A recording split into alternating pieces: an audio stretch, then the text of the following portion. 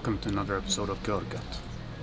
Today we're at the Exer bar in Zurich, where Kenny is gonna make us his famous fried chicken. So join me. Oh, and don't forget, please subscribe and like the video. It will help me for the future. Thank you.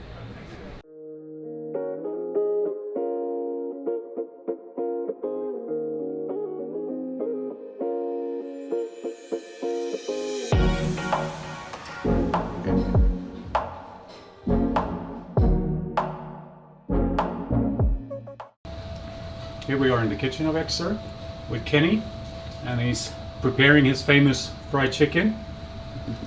What's the background of the fried chicken, Kenny? Where does it come from? In my sense, or is it in general? What is your? No, in your sense. In my sense, it's like I've always wanted a place to have fried chicken, and so it's like when I first started at Exer, it was like, hey, what could we do? We've got a whole kitchen and blah blah blah, and it's like, hey, we wanted to use it, and we didn't really know what we should do, and it was like. I didn't know fried chicken in Zurich actually. It just started actually when I came to Exer. I heard about that Yardbird is opening, and that was like for me. It's like, wow, there's a place that's gonna sell fried chicken, and then we were like, oh, maybe it's not the best moment to do fried chicken as well. Or maybe the guy's like, hey, yeah, he's doing fried chicken as well, and we said, oh, come, let's give it a try. And it was like we just wanted to do something that was like. We have fun at doing. We didn't know where it went, so like we started with it was once a month doing fried chicken, and we were like clapping ourselves off when we sold like 10 portions, and that was like, and now like we're selling 40 kilos a week. So that's crazy. That's great.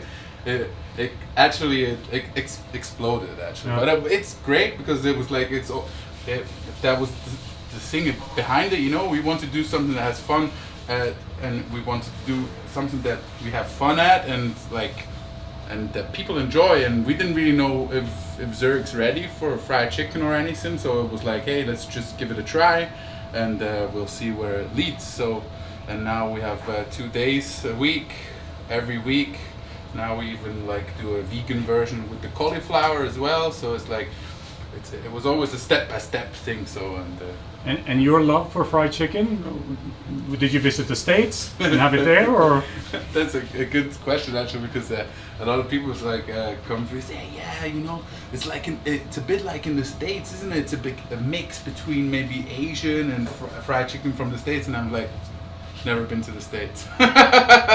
So it's like I'm not talking from any experience. We just like tried stuff out that we would like to do inside, and like it's like pictures on Instagram and stuff like that. You see like the Korean fried chicken. It's got hints of 1,000 stuff in it. Like we've got a honey bourbon butter that's on top. It's got sesame oil in it, so it's got sesame seeds on top, so it's got the Korean Asian flavor in it as well. It was like, hey, we were just trying stuff out, and in the end we were trying, it was like, yeah, I think we'll sell that. So, and then people started really getting hooked at it, and they came by every week, and so it's like step by step.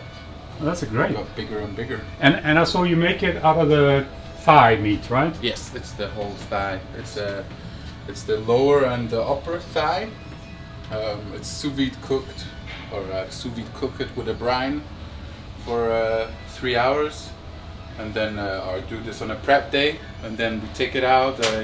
I'll do actually it's a double dip. The first dip is just flour and spices. That's what you see here. So you got the first piece with just one coating, and afterwards when we're in service, I dip it into the buttermilk.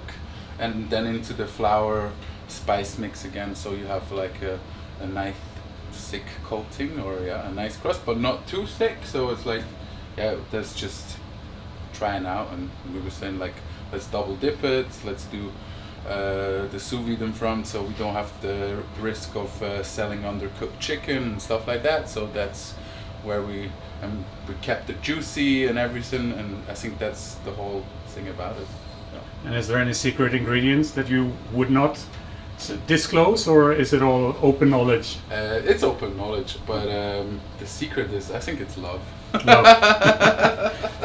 Yeah, it's always love, isn't it? Yeah, it is. If you have passion for something, it's good. Definitely. Cool. Now we're looking forward to trying it out today. Great. Thank you, Kenny. You're welcome.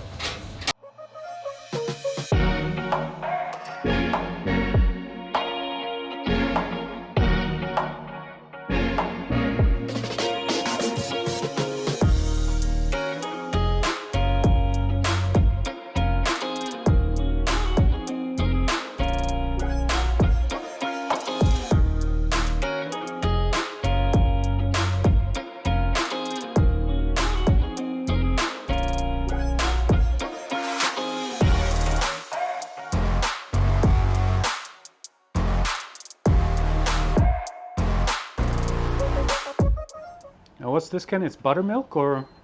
Yeah, this is a plain buttermilk, nothing added to it. Okay. And it's just like to fix the second coating actually, because the first coating itself is just the meat, and it's actually the brine from the sous vide itself is enough moisture to keep the first layer sticking to it. So it's like the buttermilk is actually just to stick on the second layer of flour and spices. Yeah, okay.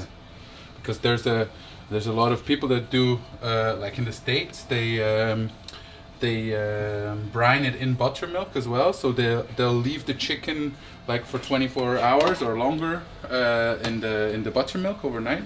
So you soften the chicken, but we let that out because we're softening and tenderizing the meat with the sous vide actually already. So it's like it wouldn't make sense to put it into buttermilk again. It's just to actually keep it sticky for the next coating of flour. And after this coating of flour, it's into the deep fat fryer. That's it.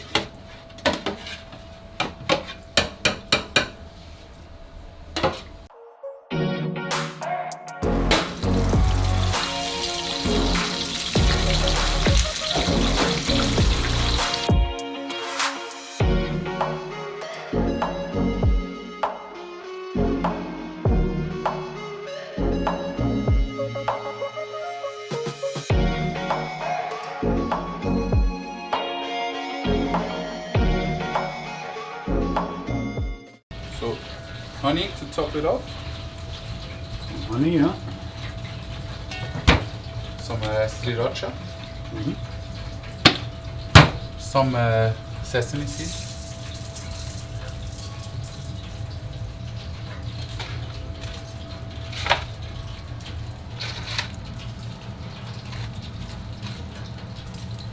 Yeah. That's some homemade honey bourbon butter. Homemade love. Homemade love. Pure love. Straight from your lips to your hips. Some scallions. So now we'll tuck into this goodness. Nice and warm.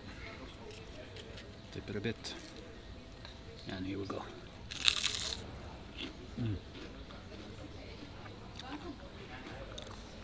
That is pure goodness. Nice spiciness, nice sweetness.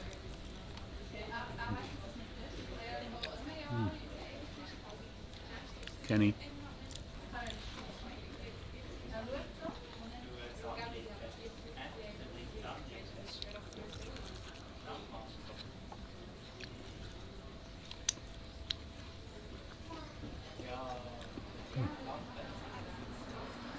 It's finger licking good. That's how good it is. Happy stomach, happy life. An empty plate or an empty basket with Kenny's fantastic fried chicken. The master hard at work now that they're open. Kenny, what a fantastic dinner. Thank you very much. Thank you.